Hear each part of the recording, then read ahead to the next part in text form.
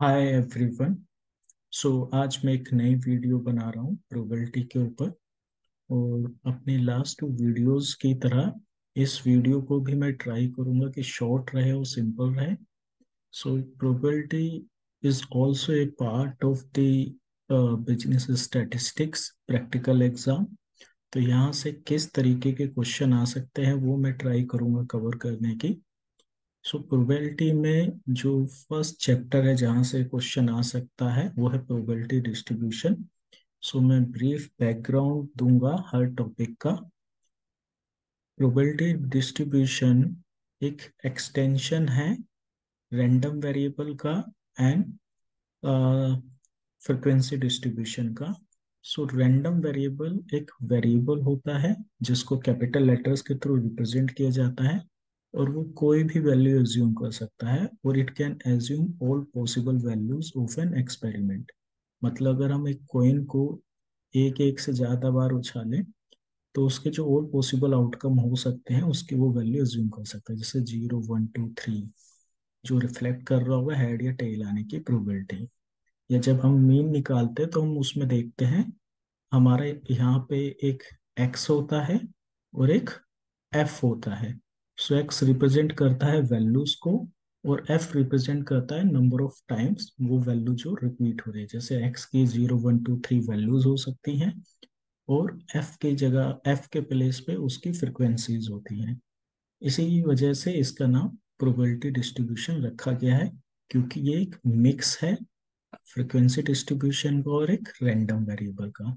तो आप देखोगे फ्रिक्वेंसी डिस्ट्रीब्यूशन की तरह यहाँ पे भी एक्स है, बस हमने एफ को रिप्लेस कर दिया है प्रोबेबिलिटी से।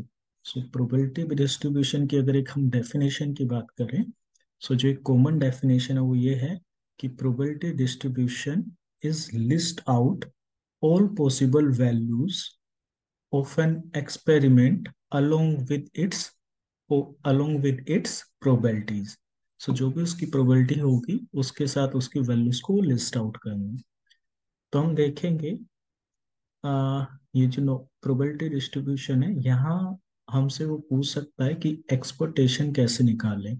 सो एक्सपेक्टेशन का मतलब होता है expected value which is also known as mean value. So यहाँ पे वो हमें एक्स की वैल्यू प्रोवाइड करेगा और उसकी प्रोबेबिलिटी प्रोवाइड करेगा। ठीक है। सपोज अगर हम यहाँ पे मान लें एक्स रिप्रेजेंट कर रहा है नंबर ऑफ हेड्स। सो हमने कॉइन उछाला 3 टाइम्स और उसके जो नंबर हेड्स आने की प्रोबेबिलिटी क्या होगी, उसका प्रोबेबिलिटी डिस्ट्रीब्यूशन क्या होगा। तो ये हमें डेटा गिवन है और उससे हमें क्या निकालना है, एक्सपेक्टेड वैल्यू निकालनी है। सो बेसिकली यहाँ पे हमें मीन की वैल्यू निकालनी है। सो अगर हमने 3 बार कॉइन उछाला तो हो सकता है हमारे पास 0 बार हेड आए, हो सकता है 1 बाय हेड आए, हो सकता है 2 बाय हेड आए, हो सकता है 3 टाइम्स हेड आए। सो हमने उसकी प्रोबेबिलिटी भी गिवन है। सो प्रोबेबिलिटी 0 आने की होती है 1/8, 1 आने की होती है 3/8, 2 हेड आने की होती है 3/8 एंड 1 तीनों पे हेड आए उसकी होती है 1/हेड। तो अगर हम इसे एक्सपेक्टेड वैल्यू निकालनी तो एक्सपेक्टेड वैल्यू क्या होगी, सबसे पहले हमें एक कोडिंग करना होता है। कोडिंग का फॉर्मूला होता है इज इक्वल टू, हमें कोडिंग के लिए क्या करना है, expected value basically sum of multiplication होता है एक्स एंड पी वैल्यूज का। सो हम क्या करेंगे, इक्वल टू का साइन लगाएंगे और प्रोबेबिलिटी ऑफ एक्स की वैल्यू को सिलेक्ट करेंगे, उसकी सेल को सिलेक्ट करेंगे, स्टार लगाएंगे और x की वैल्यू को सिलेक्ट करेंगे तो इन दोनों का मल्टीप्लाई हो जाएगा। इसी तरीके से हम x की हर वैल्यू को मल्टीप्लाई करेंगे उसकी कोरस्पॉन्डिंग प्रोबेबिलिटी से। सो बार बार हमें ये कोडिंग करने की जरूरत नहीं है। ये जो कॉर्नर है यहाँ जहाँ पे प्लस का साइन अपीयर हो रहा है, यहाँ पे मैं डबल क्लिक करूंगा तो ऑटोमेटिकली वो फंक्शन अडॉप्ट कर लेगा। ठीक है। सो इन सब का मल्टीप्लिकेशन करने के बाद जो वैल्यू आई है वो आई है 0, 3/8, 3/4, 3/8। अब एक्सपेक्टेड वैल्यू निकालने के लिए हमें क्या करना होता है, जब इनका मल्टीप्लाई कर देते हैं तो इनका हमें ऐड करना होता है। सो ऐड करने के लिए हम क्या करेंगे, इक्वल टू का साइन लगाएंगे, सम हम टाइप करेंगे, ब्रैकेट ओपन करेंगे और इन सारी वैल्यूज को सिलेक्ट कर लेंगे माउस के थ्रू और ब्रैकेट क्लोज कर देंगे। ठीक है, सो ये हमारी एक्सपेक्टेड वैल्यू है, दैट इज 11/2। ठीक है, अब आ जाते हैं नेक्स्ट क्वेश्चन पे। सो नेक्स्ट क्वेश्चन में come from the Poisson distribution. So यहाँ पे जो मैंने क्वेश्चन लिए हैं पॉइजन डिस्ट्रीब्यूशन के लिए एंड बाइनोमियल डिस्ट्रीब्यूशन के लिए, वो जीके ठुकराल सर की बुक से लिए हैं। सो ये जो क्वेश्चन है ये theory as well as practical exam के पॉइंट ऑफ व्यू से इम्पोर्टेंट है। सो पहले मैं आपको क्वेश्चन बता देता हूँ क्या है। So this is the illustration number 41। सो यहाँ पे आप देखेंगे, so average number of customer who appear at the counter of a certain bank पर मिनट इज 2। सो एवरेज का मतलब यहाँ मीन है। Find the probability that during a given minute, एक मिनट के अंदर कोई भी कस्टमर अपीयर नहीं होता है, वो 3 और 3 से ज़्यादा अपीयर होते हैं। सो मैं यहाँ पे ये नहीं बता रहा हूँ पॉइजन डिस्ट्रीब्यूशन क्या है कैसे है, बट मैं इतना बता देता हूँ कि यहाँ पे जो फॉर्मूला होता है पॉइजन डिस्ट्रीब्यूशन का, वो होता है probability of x is equal to r is equal to e की पावर माइनस लैम्डा, लैम्डा की power r divide by r factorial. So e की पावर माइनस लैम्डा मतलब लैम्डा यहाँ पे मीन है, और आर जो है जो हम number of times find out करने की कोशिश कर रहे हैं। जैसे अगर कस्टमर जीरो आने की प्रोबेबिलिटी क्या होगी, तो R is equal to zero. Two आने की प्रोबेबिलिटी क्या होगी, तो R is equal to two. और आर फैक्टोरियल, फैक्टोरियल का कंसेप्ट आपने परमुटेशन एंड कॉम्बिनेशन में पढ़ा होगा। ठीक है, तो मैं एक्सेल के पॉइंट ऑफ व्यू से बता रहा हूँ। एक चीज और, पॉइजन डिस्ट्रीब्यूशंस का जो डेवलपमेंट हुआ है वो हुआ है due to the limitation of binary distribution. ये सारी चीजें बुक्स में ऑलरेडी गिवन है। सो अब मैं बताता हूँ पॉइजन डिस्ट्रीब्यूशन को कैसे सोल्व कर सकते हैं। सो आपको इक्वल टू का साइन लगाना है। इक्वल टू के साइन के बाद आपको पॉइजन जैसे ही आप टाइप करोगे तो पॉइजन डॉट डिस्ट्रीब्यूशन आ जाएगा, तो आपको इसको सिलेक्ट करना है। सिलेक्ट करने के लिए टैब का साइन होता है लैपटॉप और कंप्यूटर के लेफ्ट साइड में, उस पर आपको क्लिक करना है तो ये सिलेक्ट हो जाएगा। तो आप यहाँ देखोगे आपको प्रेफरेंस लिस्ट मिल जाएगी या प्रेफरेंस वर्ड मिल जाएंगे, कोडिंग मिल जाएगी जो आपको टाइप करने। तो पहला आपको दिख रहा होगा एक्स, एक्स का वैल्यू है, एक्स का यहाँ मतलब है आर जो आप प्रोबेबिलिटी निकालना चाहते हो। जैसे उस क्वेश्चन में था कि ऑन एन एवरेज एक मिनट में दो कस्टमर आ रहे हैं, तो आपको प्रोबेबिलिटी निकालनी है कि एक मिनट में जीरो कस्टमर आता है, तो यहाँ पे एक्स क्या हो जाएगा हमारा जीरो। ठीक है, सो एक्स जीरो है। और सेकंड पार्ट में उसने बोला कि एक मिनट में तीन और तीन से ज्यादा कस्टमर आते हैं, इसकी प्रोबेबिलिटी निकालो। सो पहले हम फर्स्ट केस सोल्व करेंगे, तो यहाँ पे एक्स क्या है हमारा जीरो, फिर हम देंगे कोमा, कोमा देने के बाद mean, mean means the lambda, so average number of customer in a minute is 2। यहाँ पे हम 2 लिख देंगे, उसके बाद फिर कोमा देंगे। फिर आप इसको फॉल्स जो आता है आपके फॉल्स प्रोबेबिलिटी मास फंक्शन, इसको सिलेक्ट करेंगे और एंटर कर देंगे। सो आप देखेंगे आंसर आ रहा है 0.135335। So you can tally with the book. So देखेंगे 0.135। सो दोनों आंसर मैच कर रहे हैं। फिर वो सेकंड पार्ट में बोलता है कि भाई 3 और 3 से ज्यादा आने की प्रोबेबिलिटी निकालो। सो 3 और 3 से ज्यादा तो अनलिमिटेड हो सकते हैं। सो इस केस में हम क्या करेंगे, 0, 1, 2 की प्रोबेबिलिटी निकालेंगे, उनका सम कर देंगे और 1 में से माइनस कर देंगे, क्योंकि टोटल प्रोबेबिलिटी 1 होती है और उन्होंने हमसे पूछा 3 और 3 से ज्यादा। ठीक है, सो अगर हम 0 से 2 तक की 1 में से माइनस कर देंगे, सो 3 और मोर की हमारे पास प्रोबेबिलिटी आ जाएगी। सो 0 की हमने ऑलरेडी निकाल ली है। ठीक है, इसको कॉपी कर लेते हैं। अब 3 और 3 से ज्यादा के लिए क्या करेंगे, 1 की ओर निकालेंगे, यहाँ पे लिखेंगे पोइजन जैसे हमने पहले लिखा।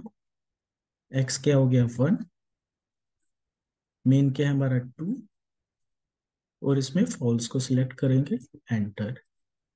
इसी तरीके से 2 की निकालेंगे पोइजन, एक्स है 2, मीन है 2, और फॉल्स को सिलेक्ट करेंगे। फिर हम क्या करेंगे, सम निकालते हैं।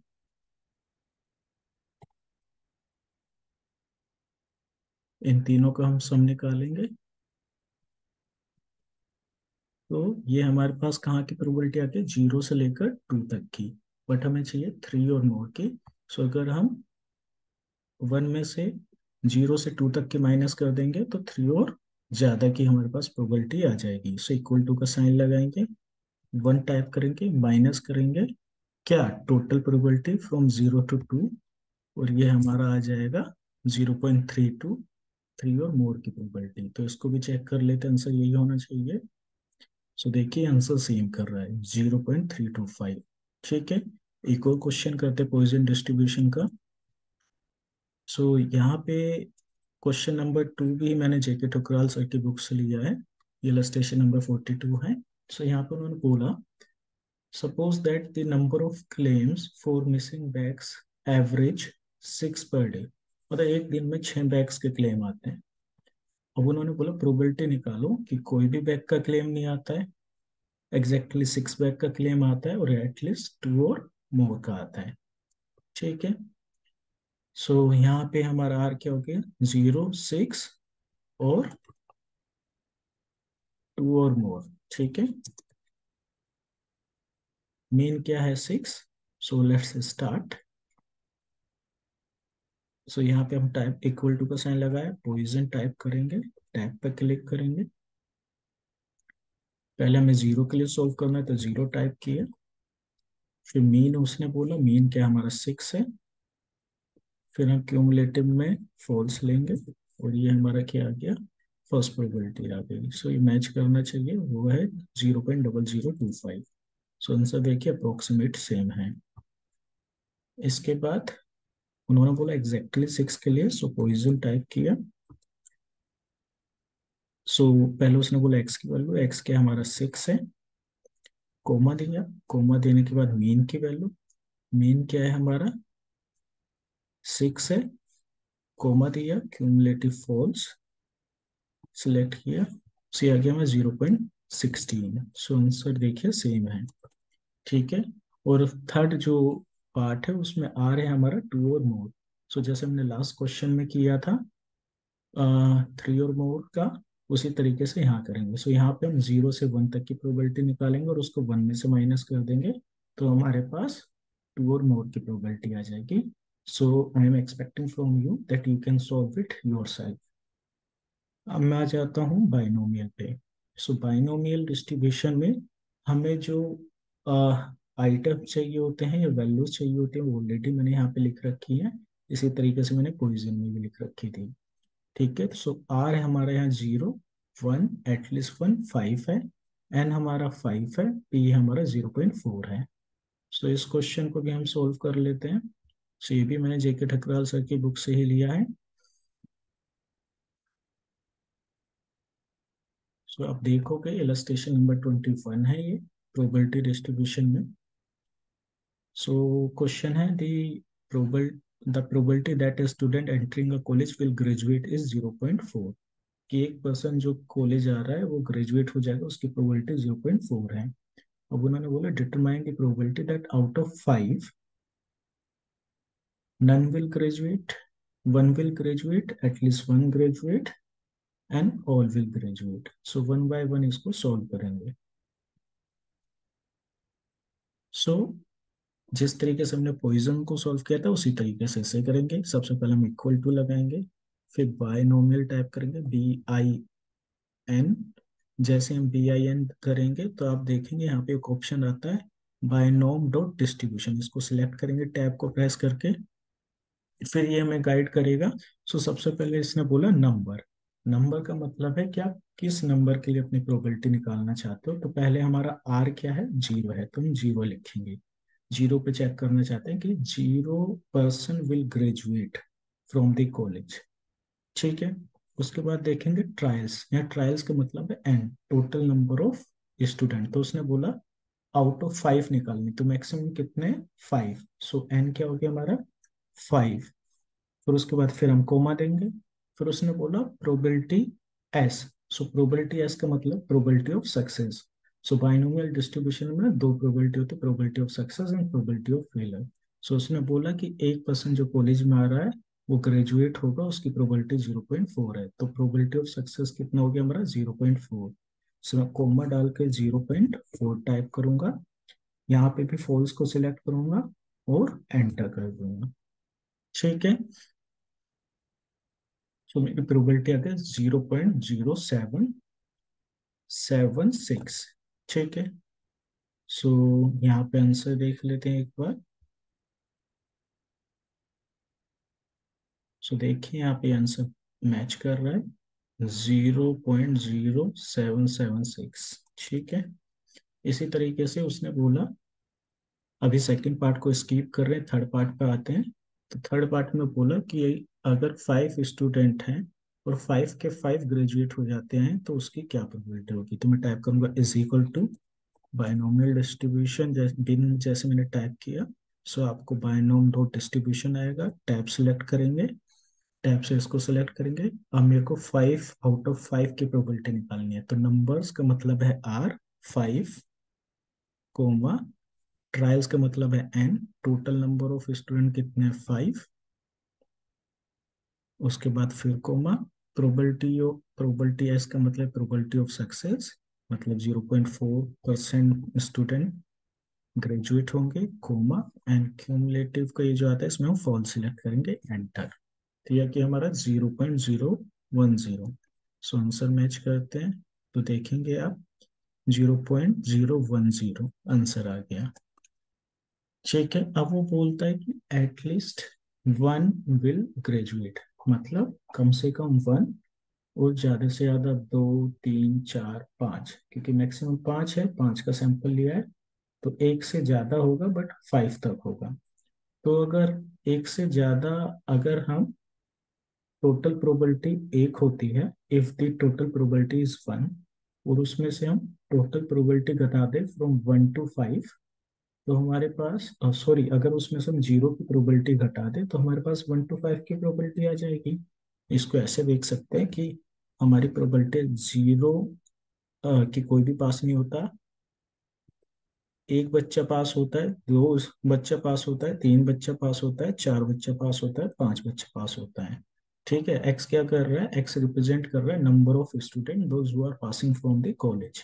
सो 0 स्टूडेंट पास हुआ, 1 स्टूडेंट पास हुआ, 2 स्टूडेंट पास हुआ, 3 स्टूडेंट पास हुआ, 4 स्टूडेंट पास हुआ, 5 स्टूडेंट पास हुआ, और इन सबकी प्रोबेबिलिटी क्या होगी, इज इक्वल टू 1। ठीक है, सो अगर मैं इसकी प्रोबेबिलिटी निकालना चाहता हूँ, ठीक है, और 1 में से अगर मैं 0 की प्रोबेबिलिटी घटा दूं तो इन सब की प्रोबेबिलिटी आ जाएगी टोटल की। सो 0 की प्रोबेबिलिटी क्या आती है मेरे पास 0.07।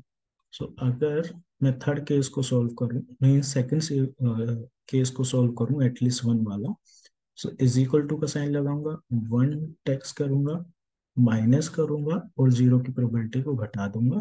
तो मेरे पास क्या आ जाएगी, कम से कम एक पास होगा, और ज्यादा से ज्यादा दो भी हो सकता है, तीन भी हो सकता है, चार भी हो सकता है, पांच भी हो सकता है। ठीक है, अगेन मैं रिपीट कर सकता हूँ, एक्स रिप्रेजेंट कर रहा है नंबर ऑफ स्टूडेंट जो ग्रेजुएट हो रहे कॉलेज से। सो 0 भी ग्रेजुएट हो सकता है, 1 भी हो सकता है, 2 भी हो सकता है, 3 भी हो सकता है, 4 भी हो सकता है, 5 भी हो सकता है। हमें निकालने कम से कम एक और ज्यादा से ज्यादा 2 3 4 5 तक, और टोटल प्रोबेबिलिटी है 1। सो अगर मैं एक में से 0 की प्रोबेबिलिटी घटा दूंगा तो मेरे पास 1 से 5 तक की प्रोबेबिलिटी आ जाएगी। तो मैंने क्या किया, 1 में से जो मेरी 0 की प्रोबेबिलिटी आई थी वो घटा दी। तो ये मेरा सेकंड पार्ट का आंसर हो गया। सो आई होप ये वीडियो आपको पसंद आएगी, बिकॉज मैंने ट्राई किया है कि वीडियो को सिंपल रखा जाए और इजी रखा जाए। Thank you.